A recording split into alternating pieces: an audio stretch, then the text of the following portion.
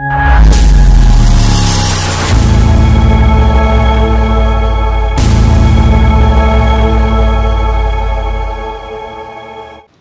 में प्रशासन ने बिना सूचना दिए 4 परिवार को किया बेदखल।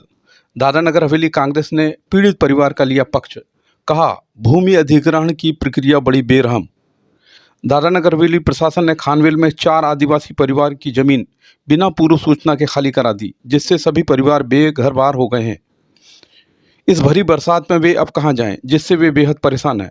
प्रशासन ने एक घर ध्वस्त कर दिया था, जबकि 3 परिवारों ने प्रशासन का जमकर विरोध किया, जिससे एक घर टूटने से बच गए। इसके बाद दादरानगर हवेली के कांग्रेस नेता प्रभु टोकिया और अजीत माहला ने पीड़ित परिवार से मुलाकात की। गौरतलब है कि खानवेल में ITI और एजुकेशन हब बन रहा है, मगर प्रशासन ने बिना भूमि अधिग्रहण किए ही तोड़फोड़ मचा दी और निर्माण कार्य भी शुरू कर दिया। अगर देखा जाए तो प्रशासन पीड़ित परिवार को डरा धमकाकर जमीन खाली करवा रहा है, जो कि गलत बात है। एक और प्रधानमंत्री नरेंद्र मोदी गरीब आदिवासियों के घर बसाने की बात कहते हैं, दूसरी ओर प्रशासन उसके विपरीत काम कर रही है। इस मामले में खानवेल की जिला पंचायत की सदस्य और भाजपा की महिला नेता निशा भंवर ने प्रभु टोकिया के बयान का समर्थन किया है। आइए जानते हैं इन नेताओं ने क्या कहा। आमचा घर अख्खा तोडून टाकला तर आम्हाला जर राहायला जागा नाही, तसे पाणी ये म्हणला, तसे पाण्यात चिखलात मी ते बारीक पासून घेऊन 2 दिवस 3 दिवस राहिलो। तसं आम्ही कलेक्टरशी गेलो, कलेक्टरने एक आम्हाला रूम दिले, ते इथं सरकारी ऑफिसमा आठवून मामलतदारच्या ऑफिसमा गाडी घेऊन यायचं, खाली करायला लावायचं, खाली कर असं। तर आम्ही आता जाऊ कुठं म्हणा, तरी खालीच कर असं आम्हाला सांगलं नाही। आम्हाला कपडं नाही काढायला का काय ना, अख्खा घराचा तोडफोड केला आणि माझी जागा नावावरची ती पण ते मागत। વર્ષથી અમને પ્રશાસક મામલતદાર ઓફિસથી અને પોલીસવાળા અને PWD ઓફિસથી આવીને અમે ધાક ધમકી આપીને અમારી જગ્યા છીનવાઈ લેવામાં આવી છે। જે અમે એમને પૂછીએ કે તમે શું કરો અમારા પ્રોપર્ટીમાં આવ્યા એમ, તો આવું પૂછે એટલે અમને ડાયરેક્ટ 144 112 કેસમાં અંદર ધકેલવાની વાત કરે છે। વધારે અમારા કામમાં બોલશો તો તમને જેલમાં નાખી દઈશ, આવું મામલતદાર ઓફિસથી કર્મચારી આવે એ અમને કહે એમ। એટલે અમારા જગ્યામાં આવીને માપ બાપ લઈ જાય ને પછી તોડવાની ને એમ તેમ ધમકી આપે અમને। અમારાથી વધારે કંઈ બોલવા જ નથી દેતા એ લોકો। જે અમારા કાકાનું હતું એ તો એ લોકોએ ચોમાસા પહેલાં જ તોડી નાખ્યું ઘર, ને એ લોકોને 2 ઘર કરી મૂક્યા, ને એ લોકો અમને સ્કૂલમાં રહેતા છે, સ્કૂલના ક્લાસમાં, તો એ લોકો બી કાં જશે એમ।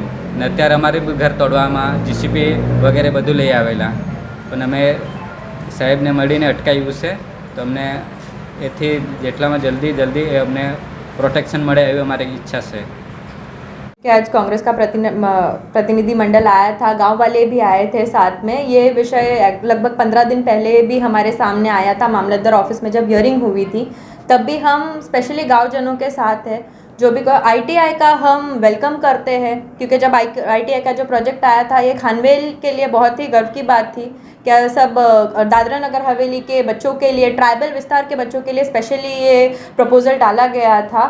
बट जो मैटर सामने आया हुआ है उसमें जिस भी प्लेटफॉर्म पे हमको बोलना पड़ेगा, हम गांव वालों के साथ रहेंगे। जो 4 परिवार जो आया है अब सामने, जिस भी प्लेटफॉर्म पे हमें रजूआत करनी पड़ेगी या उनके लिए क्या बेटर हो सकता है, उसमें हम उनके साथ रहेंगे। क्या सही में ये जो आज आरोप लगा रहे हैं, जो कैमरा के सामने बोले हैं कि उनका घर तोड़ दिया गया है, उनको जगह नहीं है रहने के लिए, सही में इनके साथ हुआ था कि ये प्रत्यारोप में क्या है? एक मैटर जो घर टूट गया था वो सही है, जो हमारे सामने आया है। बाकी सब एक प्रोसेस चल रहा है, जिसका हमने भी जो मामलतदार से बात करनी की थी, कलेक्टर लेवल पे जब बात करनी थी हमने रखी हुई है। क्या सही में जिला पंचायत में कुछ ग्राम सभा हुई थी इस मैटर में कि ये इस तरीके से जो कांग्रेस बोल रही सही है? नहीं, प्रभु भाई ने आज ही ये सारी मैटर हमारे सामने लाई है, तो हम इस पे आगे देखेंगे फिर क्या कर सकते हैं। કે જે દાદરાનગર હવેલીમાં એક આદિવાસી પરિવારની જમીન સંપાદનને લઈને અમારી પાસે મામલો આવ્યો હતો, જેના સંબંધમાં 3-4 દિવસ પહેલાં જ અમારી કોંગ્રેસની આખી ટીમ સ્થળ પર આવી વિઝિટ લીધી હતી। ત્યારબાદ અમે ખાનવેલના પ્રશાસન સ્તરે પર અમે બેઠક લઈને આ બાબતે જાણવાની કોશિશ કરી, અને આજે ખાનવેલ પંચાયત પર આવીને એ જાત તપાસ કરવાની ચર્ચા કરી કે ભાઈ જે આ જમીન સંપાદન થયેલી છે એમાં શું પ્રક્રિયા થયેલી છે, શું મેટર છે, એ બધી જાણવાની કોશિશ કરી।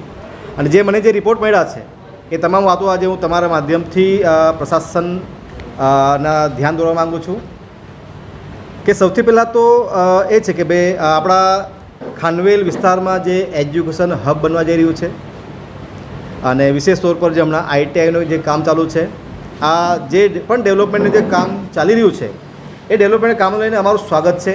આઈટીઆઈ બની રહી છે એટલું એનું બી અમને સ્વાગત છે.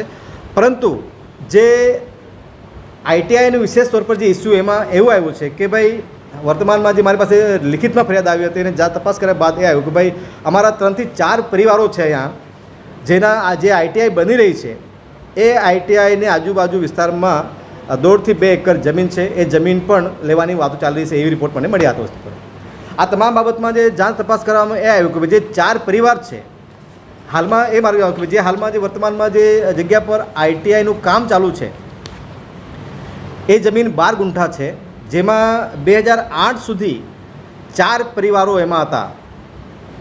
પણ હમણાં રિપોર્ટ એ આવ્યો કે ભાઈ એ 4 પરિવારમાંથી એક જ પરિવારનું એમાં નામ છે અને એ એક પરિવારના પરમિશનથી કે સહમતિથી ત્યાં પ્રોજેક્ટ શરૂ થઈ ગયો છે. તો જે જગ્યા પર વર્તમાનમાં જે આઈટીઆઈનું જે કામ ચાલુ છે એ ઓલરેડી જમીન ડિસ્પ્યુટ મેટર છે. બીજું વસ્તુ એ આવ્યું છે કે ભાઈ જે જમીનની વાત આવી, જે 4 પરિવાર છે એમાં એ લોકો જે સંપાદન કરવાની જમીન વાત કરવામાં આવી છે એમાં એવું છે કે ભાઈ જે 4 પરિવારો છે એમાં કોઈની આખી જમીન જ્યાં પૂરી જઈ રહી છે, કોઈની 2 ગુંઠા જઈ રહી છે, કોઈની 12 ગુંઠા, કોઈની 14 ગુંઠા, આવી રીતે જમીનનું એ લોકોએ નોટિફિકેશન બહાર પાડવામાં આવ્યું છે. હવે એ પરિવારોના માધ્યમથી તમે પણ એ જાણકારી લઈ શકશો કે ભાઈ આ જે નોટિફિકેશન કાઢવામાં આવ્યું છે 24/1/2024 ના દિને આ જમીન સંપાદન કરવાની પ્રોસેસ શરૂ કરવામાં આવી.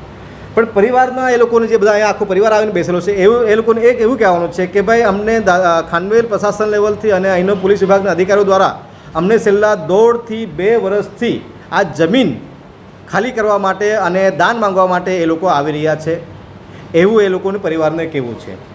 જ્યારે આ વસ્તુની જાત તપાસ કરતા તો જે એની જે નોટિફિકેશન જે કાઢવામાં આવી છે એ 24/1/2024ના દિને નોટિફિકેશન બહાર જારી પાડવામાં આવ્યું છે વસ્તુ પર, અને એમાં બતાવ્યું જમીન છે જે કીધું એ હિસાબથી. પણ એ લોકોએ હમણાં પૂરેપૂરી જમીન લઈને પૂરા આઈટીઆઈ બનાવવા માટે વાત કરી રહ્યા છે. બીજું એવું ધ્યાનમાં આવ્યું કે જે જગ્યા આઈટીઆઈને લઈને ઓલરેડી એવું કહેવામાં આવે છે કે આ પંચાયત વિસ્તાર છે, એટલે આની જે જમીન સંપાદન કરવાની અનેક બધી પ્રક્રિયા પ્રોસેસ હોય છે. જે હિસાબથી જે જમીન સંપાદનની જે કાર્ય કરવાની જે પ્રક્રિયા પ્રોસેસ છે એમાં કહેવામાં આવે છે કે જમીન સંપાદન, પુનઃસ્થાપના અને પુનઃવસવાટમાં વ્યાજબી વળતર અને પારદર્શિતા અને અધિકાર અધિનિયમ 2013 આધીન આ જમીન આપણા સંપાદન કરવાની પ્રક્રિયા કરવામાં આવી છે એવું વાત આવી. પરંતુ જાત તપાસમાં એવી વાત આવી છે કે ભાઈ જિલ્લા પ્રશાસન દ્વારા આ પ્રકારની કોઈપણ પ્રક્રિયા કર્યા વગર આ લોકોનું પ્રોજેક્ટ શરૂ થઈ ગયું છે. પહેલી વાત આવે જ્યારે જમીન સંપાદન કરવાની વાત આવે, નોટિફિકેશન જારી કર્યા બાદ એક પ્રક્રિયા હોય છે. આજ સુધી મેં હવે પંચાયત વિસ્તારથી મને બી ખબર છે કે કોઈ પણ પ્રોજેક્ટ આવતો હોય તો જે તે પંચાયત ઓથોરિટી હોય યા નગરપાલિકા વિસ્તાર હોય એ વિસ્તારમાં વિશેષ ગ્રામ સભાનું આયોજન કરવામાં આવે, ત્યાં વાંચનમાં લેવામાં આવે, ચર્ચા વિચારણા કરવામાં આવે, લોકોની સહમતિ લેવામાં આવે, વિરોધ છે કે નહીં છે, એ તમામ વસ્તુઓ જાણ તપાસ કર્યા બાદ પંચાયતનો પ્રસ્તાવ બાદ એ લોકો જિલ્લા પંચાયતને મોકલે છે. ફર્ધર જે તે ઓથોરિટીઓ છે એ લોકોને તમામ આ લોકોની પ્રક્રિયા પ્રોસેસ કર્યા બાદ આ જમીન સંપાદન કરવાની પ્રક્રિયા પ્રોસેસ આવે છે. પરંતુ અમને ધ્યાનમાં એવું આવ્યું કે આ લોકોએ પંચાયત માધ્યમથી મેં આજે પંચાયતનો આવવાનો પર્પઝ મારો એ જ હતો કે પંચાયત દ્વારા કોઈ પણ પ્રકારની જે પ્રક્રિયા પ્રોસેસ થવું જોઈએ જમીન સંપાદન કરવા માટે કોઈ જગ્યા પર બી આ સુધી આટલા દિવસોમાં એ લોકો કોઈ પણ ગ્રામ સભા લેવામાં નથી આવી આ આઈટીઆઈ બનાવવા લઈને, આઈટીઆઈના જે પ્રોજેક્ટ આવવાને લઈને. બીજું ધ્યાનમાં એ પણ આવ્યું કે આ લોકોએ જે હમણાં એક social impact assessment report submit કરવાની વાત આવી, તો જે જગ્યા પર કરીબન 9 જેટલા વિભાગ, દાખલા તરીકે જિલ્લા panchayat president, chief educate officer, director higher education technical, મામલતદાર, ward member, vice president, sarpanch, educate engineer અને ડિસ્ટ્રિક્ટ પંચાયત મેમ્બર આ બધા લોકોને બોલાવીને એક અહીંયા પર સોશિયલ ઇમ્પેક્ટ એસેસમેન્ટ રિપોર્ટ પણ સબમિટ કરવાનો વસ્તુ પડશે. તો આ પ્રક્રિયા હમણાં એ લોકો કરી વાત આવી છે, પણ અહીંયા પર જે બેઠક કરવામાં આવી એ દિવસે કોઈ 2-3 અધિકારી છે યા 2-3 જે ઓથોરિટી છે એના સિવાય એક પણ વ્યક્તિતા ઉપસ્થિત નથી. હવે સવાલ એ આવે છે કે ભાઈ જ્યારે ગ્રામસભામાં આ આઈટીઆઈ બનાવવા માટે સૌથી પહેલાં આવે કે આ આદિવાસી વિસ્તાર બધા એ સમજવું છે કે દાદરા નગર હવેલી બાહુલ્ય આદિવાસી વિસ્તાર, એ લોકોએ કાર્યવાહી કર્યા વગર ત્યાં પર આજની ડેટમાં આઈટીઆઈ બનાવવાનું કામ શરૂ છે. સવાલ એ આવે કે જ્યારે ગ્રામસભા નથી લીધી, એસેસમેન્ટ રિપોર્ટ તમે સોશિયલ એસેસમેન્ટ રિપોર્ટ તમે તૈયાર નથી કર્યો, તો તમે આ બજેટ તૈયાર કર્યો કોણે? સવાલ આવે કે બજેટ તૈયાર કરવાની સાથે આજે આખું તૈયાર કર્યા બાદ ટેન્ડરિંગ પ્રક્રિયા થઈ કેવી રીતે? કોણે કરી? જ્યારે પ્રક્રિયા પ્રોસેસ જ નહીં થઈ, તમે સોશિયલ એસેસમેન્ટ રિપોર્ટ જ તમે નથી મૂક્યો, તમે તમે બેઠક જ નથી લીધી, તો આ ટોટલી જે આઈટીઆઈની જે વર્તમાનમાં જે પ્રોજેક્ટ ચાલી રહ્યો છે અને જે જગ્યા પર કામ, આ ટોટલી ઇલીગલી પ્રોજેક્ટ ચાલી રહ્યો છે. આ દસ્તાવેજી પેપરો મને ધ્યાનમાં વાત આવી છે. અને અહીંના સ્થાનિય સ્તર પર જે અધિકારીઓ છે દાદાગીરીથી, બિલકુલ મેં તો કહીશ કે 15-20 વર્ષ પહેલાં અહીંના દાદરાનગર હવેલીમાં નેતાઓ ગુંડાગર્દી કરીને જમીન પચાવે પાડીને ઔદ્યોગિક ઇકાઈઓને વેચતા હતા. પણ હવે છેલ્લા ઘણા સમયથી 2, 5, 6, 7 વર્ષથી આ ભાજપાની રાજમાં, મોદી સરકાર સાહેબની રાજમાં આ અધિકારીઓ ગુંડાગીરી કરીને પોલીસ અધિકારીઓ સાથે મળીને અમારા આદિવાસીઓની ધાક ધમકી દબડાવીને મારવાની ધમકી આપવાની લઈને હાથપગ તોડી વાવવાની વાત કરે અધિકારીઓ, એવી કરીને અમારે જે જમીન પચાવી પાડવાની જે વાત કરી છે એનો કોંગ્રેસ પાર્ટી કે અમે એઝ અ આદિવાસી આગેવાન તરીકે એનો સખત વિરોધ કરીએ છીએ.